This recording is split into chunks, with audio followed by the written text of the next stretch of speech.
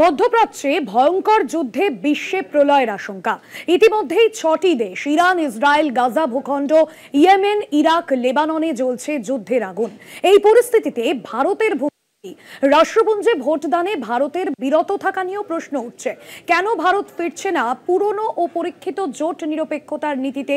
এই নিয়েও ইতিমধ্যেই প্রশ্ন ওঠা শুরু হয়েছে। সময় যত এগোচ্ছে মধ্যপ্রাচ্যে যুদ্ধ ভয়ঙ্কর আকার নিচ্ছে। ভয়ঙ্কর যুদ্ধে বিশ্বে প্রলয়ের আশঙ্কা। এখনো পর্যন্ত এই গোটা বিষয়ে ভারতের ভূমিকা কি তা নিয়ে প্রশ্ন ওঠা শুরু হয়েছে। ইতিমধ্যেই ৬ দেশে জ্বলছে যুদ্ধের আগুন।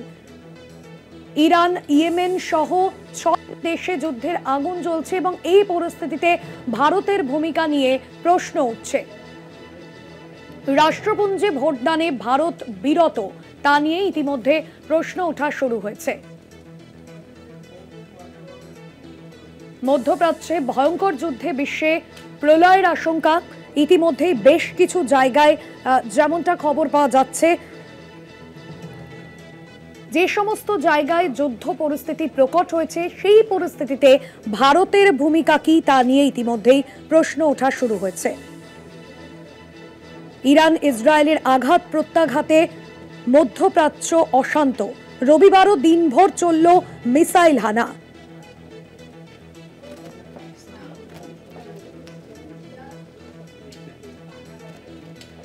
মধ্যপ্রাচ্য ঠান্ডা হওয়ার নাম নেই, বরং শনিবার রাত থেকেই ফের নতুন করে উত্তেজনা বেড়েছে। গতকাল রাত থেকে আজ ভোর পর্যন্ত ইসরায়েল এবং ইরানের মধ্যে হামলা পাল্টা হামলা চলেছে। শুক্রবার রাতেই ইরানকে লক্ষ্য করে একের পর এক মিসাইল এবং ক্ষেপণাস্ত্র হামলা শুরু করে ইসরায়েল।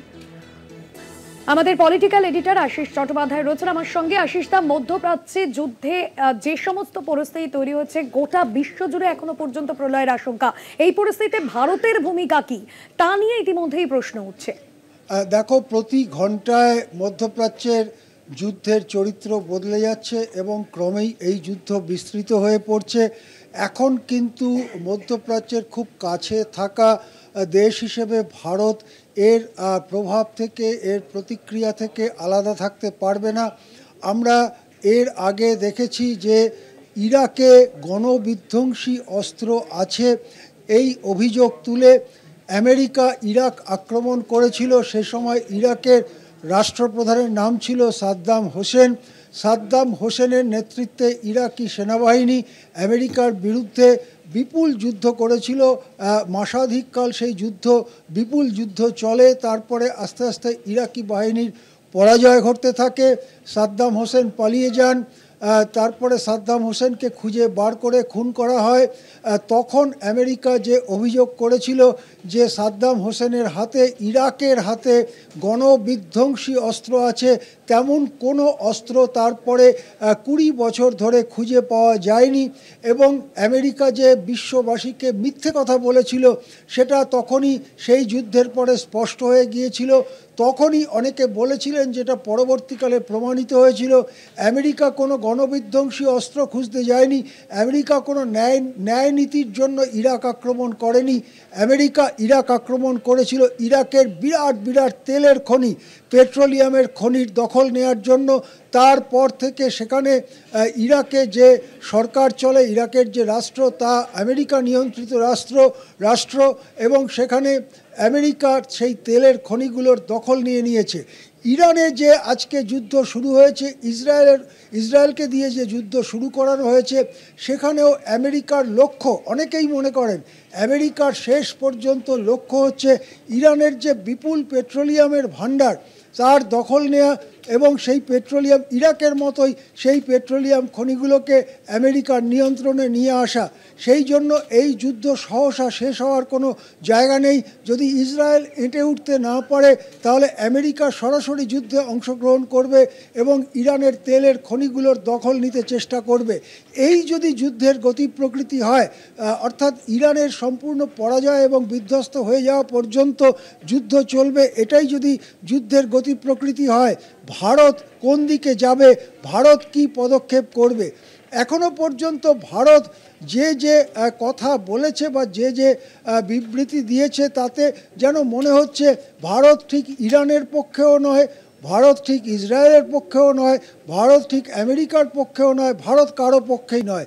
কিন্তু এই যে নিরপেক্ষতার নীতি, যেটা প্রমাণিত হয়েছে রাষ্ট্রপুঞ্জে ভোটদানে বিরত থেকে, যেটা প্রমাণিত হয়েছে সাংহাই অর্গানাইজেশনের যে বিবৃতি, তার থেকে নিজেদেরকে দূরত্ব বাড়িয়ে যে ভারত যে বিবৃতি দিয়েছে তার থেকে প্রমাণিত হয়েছে, এই নিরপেক্ষতার নীতি কি শেষ পর্যন্ত কোনো মূল্য পাবে বিশ্ব পরিস্থিতিতে, নাকি বিশ্বে যুদ্ধের বিরুদ্ধে, যুদ্ধের আগুন নেভাবার জন্য বড় বড় দেশগুলোর সঙ্গে জোট বাঁধা এবং তাদের পক্ষ থেকে রাষ্ট্রপুঞ্জে চাপ তৈরি করা যে এই যুদ্ধ অবিলম্বে বন্ধ করতে হবে, এভাবে শান্তির প্রতীক হিসেবে, শান্তির দূত হিসেবে ভারতের যে ভূমিকা পালন করার কথা, সেটা করলেই ভারত বিশ্ব মঞ্চে গৌরবজনক ভূমিকায় যেতে পারবে, এই প্রশ্ন উঠছে।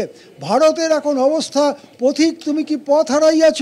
ভারত জানে না ভারতের সামনে কোন রাস্তা খোলা আছে। সেই জন্য ভারত কেবল দেশের মধ্যে হিন্দু মুসলমান করা ছাড়া ভারতের শাসকরা আর কোনো রাস্তা খুঁজে পাচ্ছেন না। কিন্তু এমন একটা সময় ছিল বিশ্বে যখন ভারত জোট নিরপেক্ষতা নীতির শীর্ষে নেতৃস্থানীয় অবস্থানে ছিল, তখন সেই জোট নিরপেক্ষ দেশগুলোর মধ্যে বিশ্বের বহু দেশ যুক্ত হয়েছিল। ইন্দিরা গান্ধী সেই জোট নিরপেক্ষ নীতি, জোট নিরপেক্ষ যে বিরাট দেশগুলোর সংঘ, তার নেতৃত্বে থেকেছেন। জওহরলাল নেহরুও থেকেছেন এবং সে সময় ভারতের অবস্থান বিশ্বে ছিল অনেক উঁচু, অনেক মর্যাদার, অনেক গৌরবজনক। আজকে ভারত সবার থেকে গা বাঁচিয়ে, সবার থেকে নিভৃতে, সবার থেকে কোণে লুকিয়ে থাকলে কি ভারত তার নিজস্ব আসন খুঁজে পাবে বিশ্বমঞ্চে? বড় প্রশ্ন উঠছে ভারতের পররাষ্ট্রনীতির সাফল্য এবং ব্যর্থতার। ধন্যবাদ জানাবো আশিস দা আপনাকে।